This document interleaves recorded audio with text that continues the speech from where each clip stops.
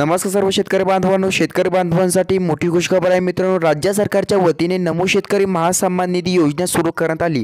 या योजनेचा पहिला हप्ता शेतकऱ्यांना वितरित केला गेला आहे मित्रांनो। आता नवीन वर्षाची भेट म्हणून शेतकऱ्यांना दुसरा हप्ता वितरित केला जाणार आहे मित्रांनो, असल्याची माहिती सरकारने घोषित केली आहे मित्रांनो। नमो शेतकरी महासन्मान निधी योजनेच्या अंतर्गत राज्यातील शेतकऱ्यांना वार्षिक 6,000 रुपये दिले जातात मित्रांनो। असं 2,000 रुपयांच्या प्रमाणे 3 हप्त्यामध्ये वितरित केले जातं मित्रांनो।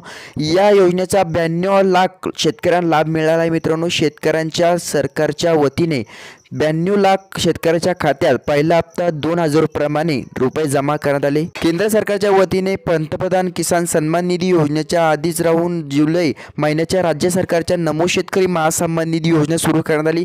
PM किसान योजनेच्या लाभार्थ्यांना असलेल्या शेतकऱ्यांचा या योजनेचा लाभार्थी आहेत अशा, त्यामुळे PM किसान योजनेसाठीच अटी व शर्ती या योजनेसाठी लागू आहे। देशाचे पंतप्रधान नरेंद्र मोदींच्या हस्ते 26 ऑक्टोबर 2023 रोजी नमो शेतकरी महासन्मान निधी योजनेचा पहिला हप्ता वितरित केला आहे मित्रांनो। राज्यातील जवळपास 86 लाख शेतकऱ्यांचा याचा लाभ मिळाला व तसेच केंद्र सरकारच्या PM किसान योजनेचा देखील 15वा हप्ता शेतकऱ्यांना वितरित करण्यात आला। त्यामुळे राज्यातील शेतकरी PM किसान योजनेसंबंधित आणि नमो शेतकरी महासन्मान निधी योजना अशा दोन्ही योजनेच्या पुढील हप्त्याची वाट पाहत आहे। सूत्राच्या आल्याच्या मिळालेल्या माहितीनुसार जानेवारी 2024 मधील पहिल्या आठवड्यात शेतकऱ्यांना वितरित केला जाणार आहे। नमो शेतकरी योजनेचा दुसरा हप्ता मिळू शकणार आहे। तसेच विश्वसनीय सूत्रांकडून देखील वृत्त माहिती समोर आली। दोन्ही हप्त्याचे पैसे एकत्र दिवशी वितरित केले जाऊ शकतात। देशातील 2024 मधील लोकसभा निवडणुकीच्या लक्षात घेता PM किसान सन्मान निधी योजनेची रक्कम 6,000 रुपये वरून 8,000 रुपये किंवा 12,000 रुपये देखील केली जाऊ शकते। त्यामुळे महाराष्ट्रातील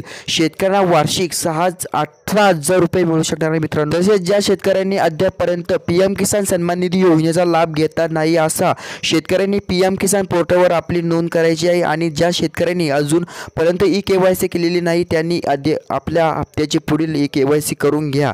धन्यवाद।